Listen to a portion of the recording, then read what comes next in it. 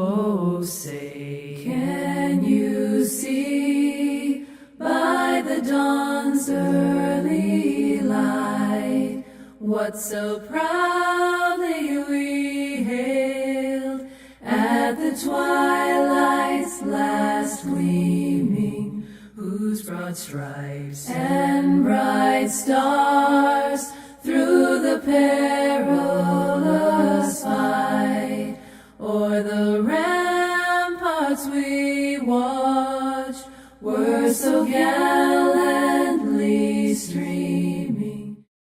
The 34 months and 20 days presidency of John Fitzgerald Kennedy from January 1961 to his assassination in November 1963 was a turbulent time in international and US politics. Kennedy's father bought him the slimmest of victories using his mafia chums, but when elected, JFK declared war on the organised crime syndicates. He threatened to curb the excesses of the exploitation of America's massive oil corporations, as well as campaigning for peace, putting him at odds with big business and the arms industries getting rich from ever-increasing complexity and prices. Kennedy's internal policies aimed to remove power from the Federal Reserve, the government's banker, by wiping out debt, then progressing towards a currency consolidated on silver rather than gold and oil. Kennedy was vocal from the start. His implacable opposition to communism set himself and his country against the USSR, China, and Cuba. Although in public he resisted calls to send troops into Vietnam, a conflict that had been raging since 1955, Kennedy's deputy, Lyndon Johnson, strained every credibility with his military aid and training missions to help South Vietnam in its fight against Chinese-backed communists in the north. Although supposed to be on the same side, Kennedy and Johnson would be locked in a bitter ideological dispute until the last days of his presidency. President John Kennedy had collected some powerful enemies from the first days of office. The opposition grew as his policies began to take hold. Listen to what he said in April 1961 to the American Newspapers Association. I refer first to the need for far greater public information, and second, to the need for far greater official secrecy. The very word secrecy is repugnant in a free and open society, and we are, as a people, inherently and historically opposed to secret societies, to secret oaths, and to secret proceedings. We decided long ago that the dangers of excessive and unwarranted concealment of pertinent facts far outweighed the dangers which are cited to justify it. Even today, there is little value in opposing the threat of a closed society by imitating its arbitrary restrictions. Even today, there is little value in ensuring the survival of our nation if our traditions do not survive with it. But I do ask every publisher, every editor, and every newsman in the nation to re-examine his own standards and to recognize the nature of our country's peril. In time of war, the government and the press have customarily joined in an effort based largely on self-discipline to prevent unauthorized disclosures to the enemy. In times of clear and present danger, the courts have held that even the privileged rights of the First Amendment must yield to the public's need for national security. Today, no war has been declared, and however fierce the struggle may be, it may never be declared in the traditional fashion. Our way of life is under attack. Those who make themselves our enemy are advancing around the globe. The survival of our friends is in danger. And yet no war has been declared. No borders have been crossed by marching troops. No missiles have been fired. If the press is awaiting a declaration of war before it imposes the self-discipline of combat conditions, then I can only say that no war ever posed a greater threat to our security. I am not suggesting any new forms of censorship or new types of security classifications. I have no easy answer to the dilemma that I have posed and would not seek to impose it if I had one. Every newspaper now asks itself, with respect to every story, is it news? All I suggest is that you add the question, is it in the interest of national security? And I hope that every group in America, unions and businessmen and public officials at every level, will ask the same question of their endeavors and subject their actions to this same exacting test. This administration intends to be candid about its errors. For as a wise man once said, an error doesn't become a mistake until you refuse to correct it. It was early in the 17th century that Francis Bacon remarked on three recent inventions already transforming the world: the compass, gunpowder, and the printing press. The evolution of gunpowder to its ultimate limit has warned mankind of the terrible consequences of failure. And so it is to the printing press, to the recorder of man's deeds, the keeper of his conscience, the courier of his news, that we look for strength and assistance, confident that with your help, man will be what he was born to be, free and independent.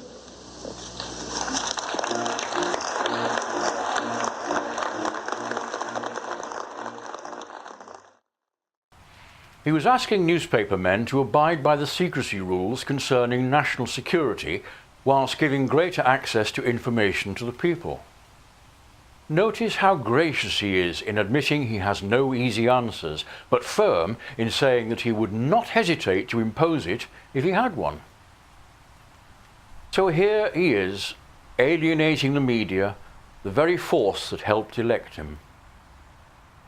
Addressing the American University in Washington on the 10th of June 1963, 53 days before his death, he outlined his vision of peace. Not a peace enforced by America, but a collaboration of peace. No government or social system, he said, is so evil that its people must be considered as lacking in virtue. This opened the window for conciliation between nations. I have therefore chosen this time and place to discuss a topic on which ignorance too often abounds and the truth too rarely perceived, and that is the most important topic on earth: peace. Not a Pax Americana enforced on the world by American weapons of war, not the peace of the grave or the security of the slave. I am talking about genuine peace, the kind of peace that makes life on earth worth living, the kind that enables men and nations to grow and to hope and build a better life for their children. Not merely peace for Americans, but peace for all men and women. Not merely peace in our time, but peace in all time. Today, the expenditure of billions of dollars every year on weapons acquired for the purpose of making sure we never need them is essential to the keeping of peace. But surely the acquisition of such idle stockpiles, which can only destroy and never create, is not the only, much less the most efficient, means of assuring peace. Some say that it is useless to speak of peace, or world law, or world disarmament, and that it will be useless until the leaders of the Soviet Union adopt a more enlightened attitude. I hope they do. I believe we can help them do it. Too many of us think it is impossible. Too many think it is unreal.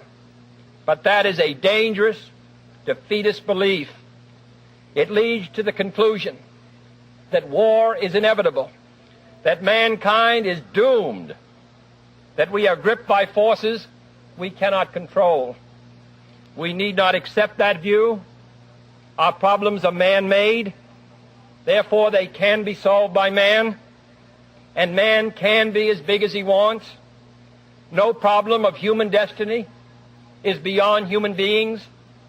Man's reason and spirit have often solved the seemingly unsolvable, and we believe they can do it again. There is no single simple key to this peace, no grand or magic formula to be adopted by one or two powers. Genuine peace must be the product of many nations, the sum of many acts. It must be dynamic, not static. No government or social system is so evil that its people must be considered as lacking in virtue. As Americans, we find communism profoundly repugnant as a negation of personal freedom and dignity. But we can still hail the Russian people for their many achievements in science and space, in economic and industrial growth, in culture, in acts of courage. Today, should total war ever break out again, no matter how, our two countries will be the primary target. All we have built, all we have worked for, would be destroyed in the first 24 hours. For we are both devoting massive sums of money to weapons that could be better devoted to combat ignorance, poverty, and disease. Kennedy went on to hammer home his vision of peace. In his final speech to the United Nations on the 20th of September 1963, he not only mourned the death of Dag Hammarskjöld, but also looked forward to a future where test ban treaties morphed into world tranquility and cooperation. Then we would be assured a peaceful future. And for the first time in 17 years of effort, a specific step has been taken to limit the nuclear arms race. I refer, of course, to the treaty to ban nuclear tests in the atmosphere, outer space, and underwater, concluded by the Soviet Union, the United Kingdom, and the United States, and already signed by nearly 100 countries. It has been hailed by people the world over who are thankful to be free from the fears of nuclear fallout. The long shadows of conflict and crisis envelop us still. But we meet today in an atmosphere of rising hope and at a moment of comparative calm. Peace is a daily, a weekly, a monthly process, gradually changing opinions, slowly eroding old barriers, quietly building new structures. And however undramatic the pursuit of peace, that pursuit must go on. Nations caught in regional conflicts, in racial issues, or in the death throes of old colonialism. Chronic disputes which divert precious resources from the needs of the people or drain the energies of both sides serve the interests of no one. For too long, both of us have increased our military budgets, our nuclear stockpiles, and our capacity to destroy all life on this hemisphere, human, animal, vegetable, without any corresponding increase in our security. We believe that the people of Germany and Berlin must be free to reunite their capital and their country. We believe that the people of Cuba must be free to secure the fruits of the revolution that have been betrayed from within and exploited from without. In short, we believe that in all the world, in Eastern Europe as well as Western, in Southern Africa as well as Northern, in old nations as well as new, that people must be free to choose their own future. We must continue to seek agreement. Encouraged by yesterday's affirmative response to this proposal by the Soviet foreign minister on an arrangement to keep weapons of mass destruction out of outer space.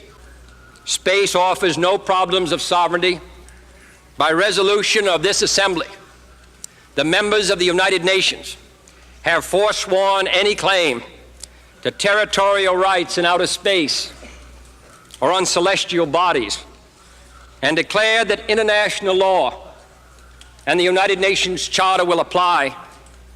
Why, therefore, should man's first flight to the moon be a matter of national competition? Why should the United States and the Soviet Union, in preparing for such expeditions, become involved in immense duplications of research, construction, and expenditure? Surely we should explore whether the scientists and astronauts of our two countries, indeed of all the world, cannot work together in the conquest of space.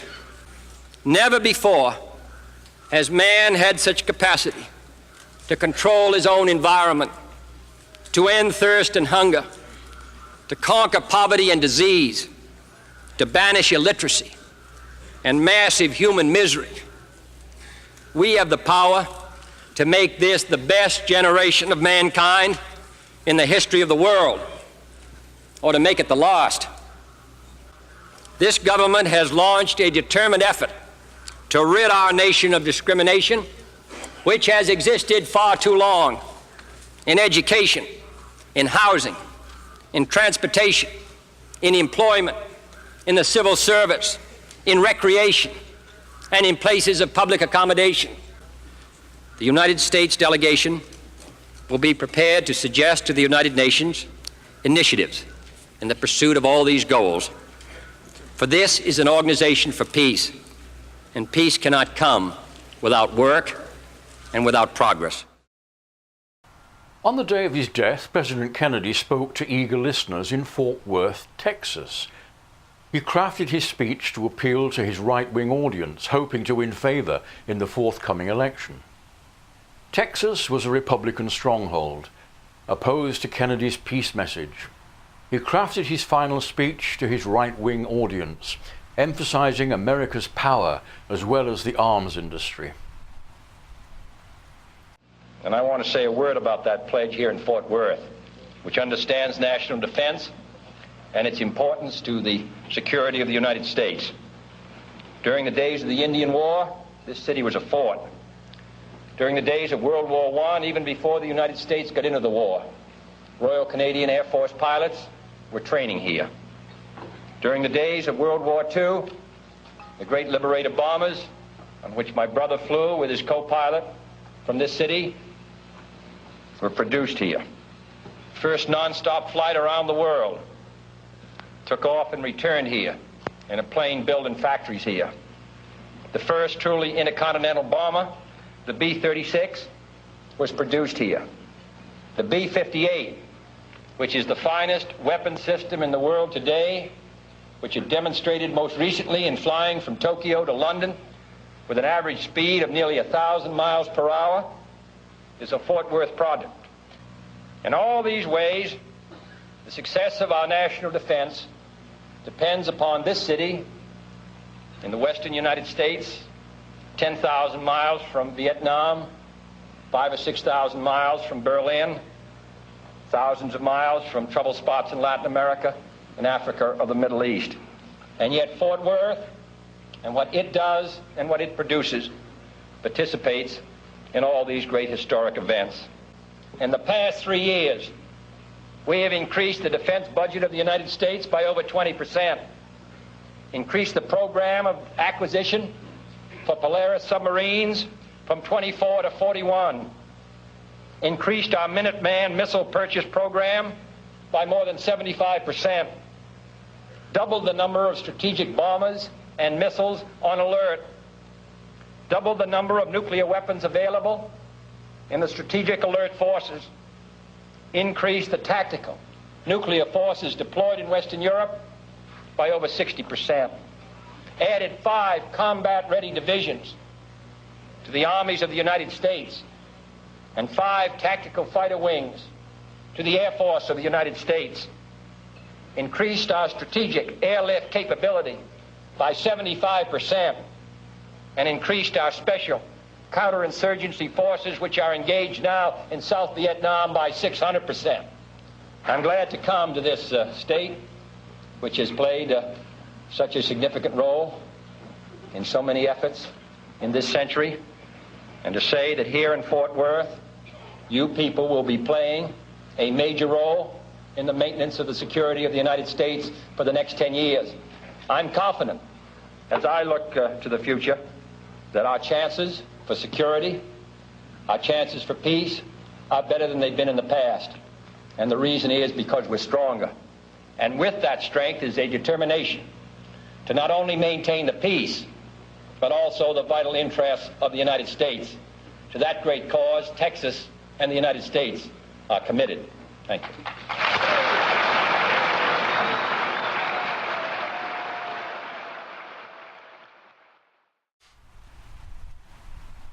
His breakfast speech was intended to placate the ultra-nationalist faction. However, the die was cast. Just hours later, John Fitzgerald Kennedy was gunned down in Dealy Plaza, Houston. There are those who know the assassin. There are many amongst us who know the forces. John Kennedy had tried to encourage his views of peace and cooperation in so many spheres that his death was inevitable. The forces were against him. Some have tried since, but no one has prevailed against the big business and the profit machine. And the rockets' red glare, the bombs bursting in air, gave proof through the night that our flag was still there. Oh, say does that star-spangled banner